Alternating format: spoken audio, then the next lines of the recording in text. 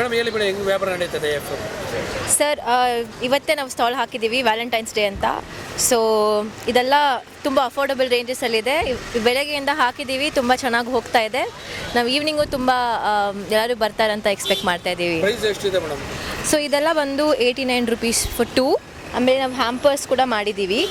ಇಲ್ಲಿ ಮೂಸ್ ಇದೆ, ಆಮೇಲೆ ಇಲ್ಲಿ ಹಾರ್ಟ್ ಎಲ್ಲ ಮನೆಯಲ್ಲೇ ಮಾಡಿರೋದು.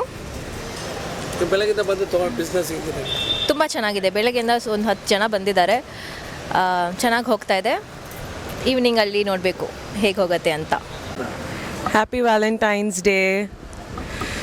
ಸೊ ವ್ಯಾಲೆಂಟೈನ್ಸ್ ಡೇ ಪರ್ಟಿಕ್ಯುಲರಾಗಿ ಯಾರಿಗೂ ಇಲ್ಲ. ನಿನ್ನೆ ನಾವು ಗರ್ಲ್ಸ್ ಮಾಡಿದ್ವಿ. ನಾವು I'm taking it for my husband. So to all, yeah, it's not only for couples or lovers, family gagirbodu, your mothers gagirbodu, sisters, brothers, anyone it might be.